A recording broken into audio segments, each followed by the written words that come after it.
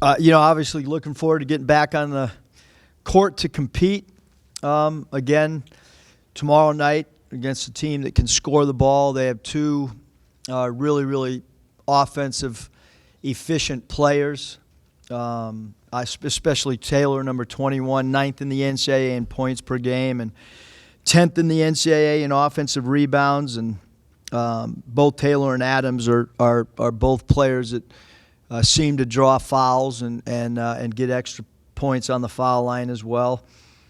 So obviously defending Taylor is going to be a really important part defensively for our basketball team and keeping him off the glass, and then our post defense as well.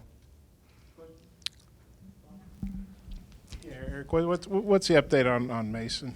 Yeah, so Mason, we got together this morning between his classes.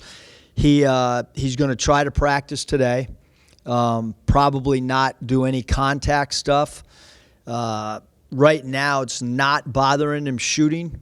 It's bothering him defensively a little bit when he puts his arms certain ways. So the good thing is, if he plays, we need his shooting more than we need his defense. So I think it'll be a game time decision, but he's going to go through non-contact stuff today. Do you know what the injury is exactly? Have you guys, I don't know, MRI'd it or? What is it? AC sprain. Yeah. Okay.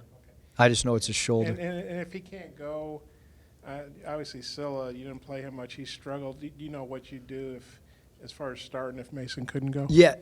I'm still trying. If he doesn't play, I'm still trying to figure that out, whether we'll play Scylla there again or whether we'll go with Reggie. Those would be the two players that we'll have to probably announce right before tip-off. As far as Scylla, just kind of looks like he's been struggling a little bit. Just kind of where do you see him right now and what he's doing? Yeah, I mean, certainly we hope he regains his confidence. I think right now he's just going through, a confidence, issue and certainly with any player, you hope that they come out of, if they're in a little bit of a slump or whatever you want to call it. Having said that, we've had two really close games back to back, and so there's really there's no margin for error. And then I thought, and I mentioned it post game the other night, I really thought off the bench that Reggie and Jalen Harris changed the complexion of the game, and then going back and watching the film over, those two guys changed the speed of the game. We became a running team. The pace picked up. So we'll see how, hopefully JC plays better. Last year when Chaney did start, he always seemed to get in foul trouble. Is that a concern at all, just his tendency to foul? Yeah, I mean, we've talked to him a lot about it. We've showed him all of his fouls. It's interesting because sometimes when we switch, he does as good a job as anyone on our roster keeping point guards in front of him. He's an A+ right now on our pick and roll switches and staying low and staying down. And a lot of teams have tried to go at him, and he's done a great job of altering shots or blocking shots when he's been on the switch. But sometimes on bigger guys, for whatever reason, he's wrestling with them a little bit, and that's where he's picked up a lot of his fouls. So we've shown him all of his fouls throughout the course of this year. And just continue to talk to him about try to let the refs see his hands and try to body up, hands up a little bit more. Some of the terminology we're trying to use with him from a defensive standpoint to stay out of foul trouble. Jalen and Jimmy, I think, shared the floor quite a bit the other night. What do you like about your offense when those guys are in the lineup? I think that, just the way that basketball is evolving at the NBA level, at the collegiate level with teams playing 2 point guards, it obviously gives you multiple ball handlers on the floor, and so you can run your offense through two different guys. And, if we're not shooting, great from the perimeter, then those two guys give us great defense. And just having an extra ball handler alleviates when anybody wants to try to pressure you as well. Coach, how do you feel about the shot selection in the past few games? I know you said you want to score more points from outside. How have you felt about that? And then do you feel like the team is passing enough? I know you have thresholds you want to reach. Have they been hitting those, and does it vary from game to game? Yeah, actually, what we found in the past is playing against zones. Sometimes you don't pass the ball as much. You actually the time of the possession that you hold the ball becomes a little bit longer. Against zones, you fake passes and you don't put it on the deck as much. And but for whatever reason, with our team, our passing kind of goes up against zones, which is a good thing. So we haven't really been concerned much. I think this pace of the game slows down a little bit, Nikki. So maybe the pace is a little bit different, but the passing, numbers-wise, has been pretty good. Not great, but not bad or not anything that we're overly concerned with. And then the shot selection is just, when you're not making a high volume of threes, it's just what's the factor? Is it we need to run better sets? Is it that we're taking too quick of shots? Is the pass on target? Are you shot ready as a player? Are the shots too deep? So all those things are things that we just continually talk to our guys about, and we got to try to search as a staff to try to come up with answers as well. How big has Jimmy's ability to take care of the basketball been for you guys the last several games, and how critical is that to keep that going moving forward? Yeah, phenomenal. I would say as we went through the whole summer months, and then we went through, our throwback game and the 2 exhibition games, like we were really, really concerned with our turnover numbers. Like it was hard for me to sleep some nights thinking about us trying to get a shot on goal and not having live ball turnovers. And I think our team has really gained a lot of ground in taking care of the ball, and it's been a theme that we've talked about since day one. Of us being together is how you've got to value the basketball. How in late game situations, getting a shot on goal is so important.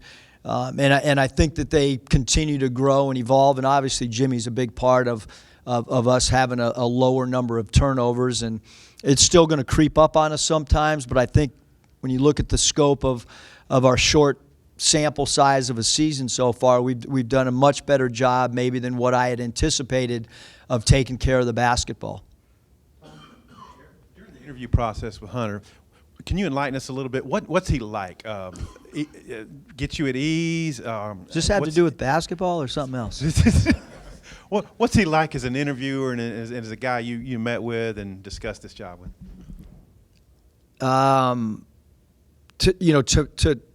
With my experience, it was I loved interviewing with him. It was interesting because when I got the phone call, we had talked about where to meet and everything, and obviously you want to keep it private and so forth. And I don't know if it was Hunter or John, but I kind of threw out, well, if you're going to come to Reno, you want to just meet in my house.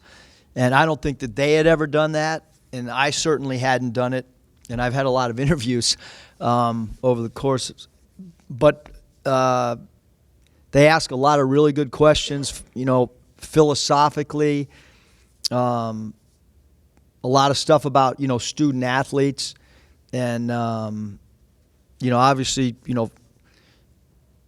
about recruiting was a big part of it as well, and understanding Arkansas's culture and understanding what Hunter's vision is for the entire athletic program. Understanding the passion of the Arkansas fan base, and I mean my process with him was incredible. And that's why the more we talked, the more we got excited as a family. I thought he was really, really upfront about everything. I knew he was interviewing other people and talking to other people, but his communication skills were off the charts. So that's my experience. Yeah, kind of on the other side of the turnover thing. Your guys have been getting in passing lanes. Was this a basketball question now? Yeah, it's a basketball question now. Sorry about that. Yeah, that's true.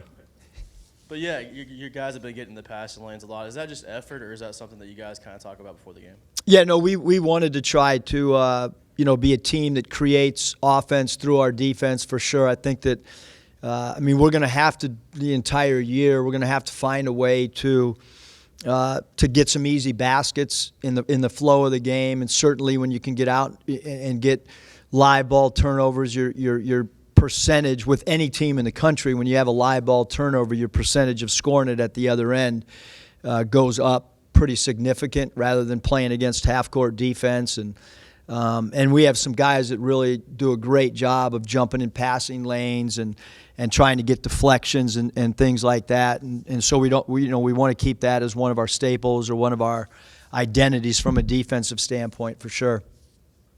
Matt Figger had coached with Frank Martin at South Carolina and K-State, and they always had real physical teams. Is this kind of a pretty hard-nosed physical team? Yeah, I mean, I think they're well coached, and like I said, when you look at a team that's 17th in the NCAA in offensive rebounds, I think that if you're an offensive rebounding team, you're probably a pretty physical, rebounding team, and they have a high free throw rate. They're 16th in the country in free throw rates, and they score the ball. I mean, this is 26th best scoring team in the country, so our transition defense has to be good, and they shoot high percentage shots, and they get their 2 stars, get a bulk of the shot attempts for them. They'll probably play a little of both. Eric, I think you said humongous concern the other day about the three-point shooting. In the summer, I think when we talked, you felt like you guys would be a pretty good three-point shooting team as long as the right guys were taken. It looks like Isaiah's getting a lot of good looks, and they're not going down. Desi's obviously struggling. Mason isn't quite. Maybe, Scylla shot pretty decent last year. What do you think's going on? Is there any common thing you're seeing, or just and how important is it that you guys start hitting these threes? I mean, I don't think there's any doubt, Bob, that for us to, every game is defensively we got to play at a high level right now. As far as shooting the ball, we feel like we're getting pretty good looks. Even in that Georgia Tech game, and we had some wide open looks down the stretch. And so it's like Desi, we've showed him all of his makes. We've showed him all of his misses. Felt like he was kind of floating and not leaving in the same spot that he took off from on his jump shot. That's one of the things we've talked to him about. But his arch on the ball is really good. His backspin and rotation on the shot's really good.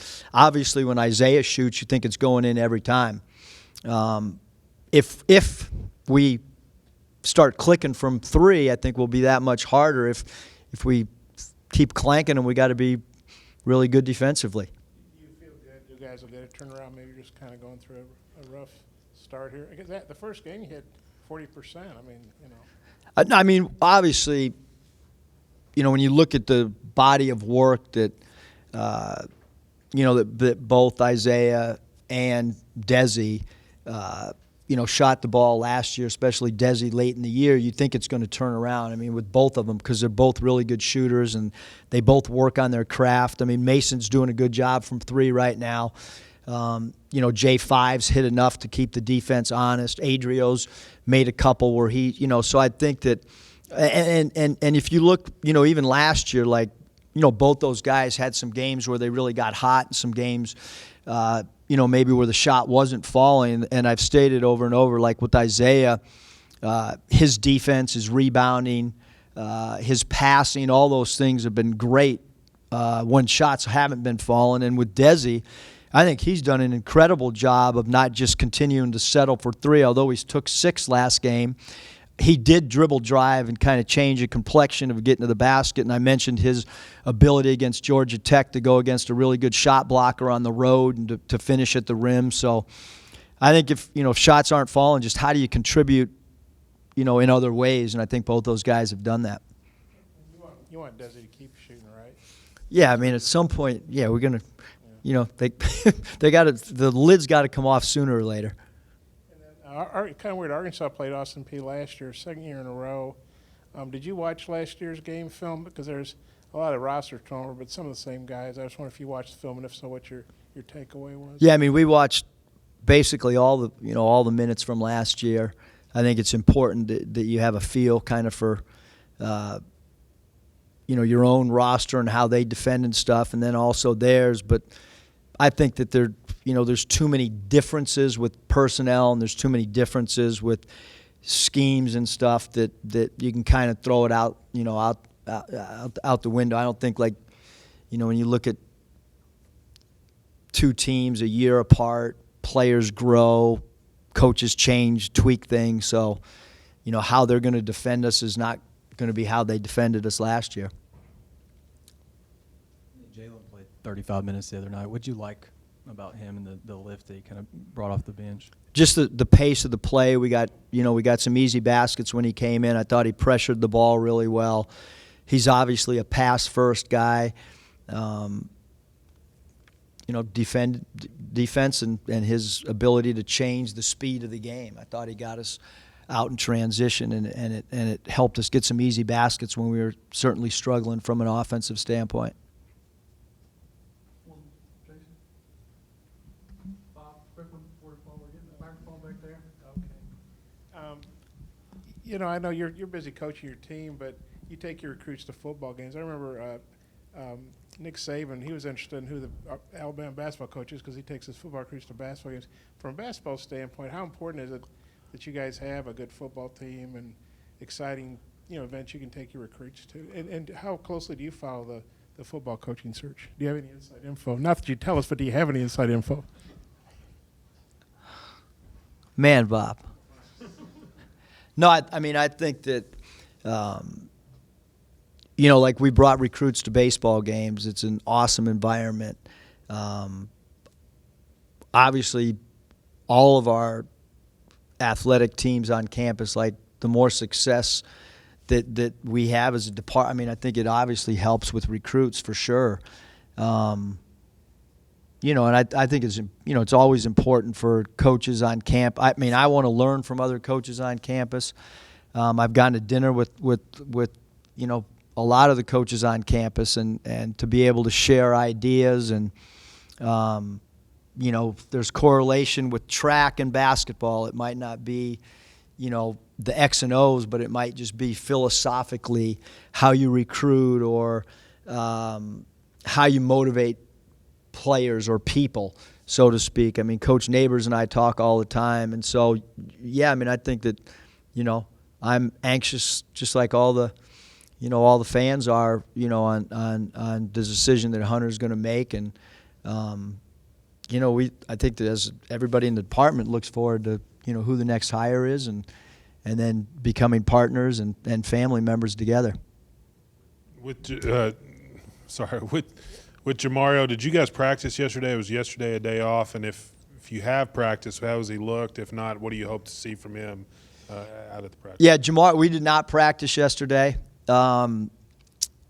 He looks good shooting the ball.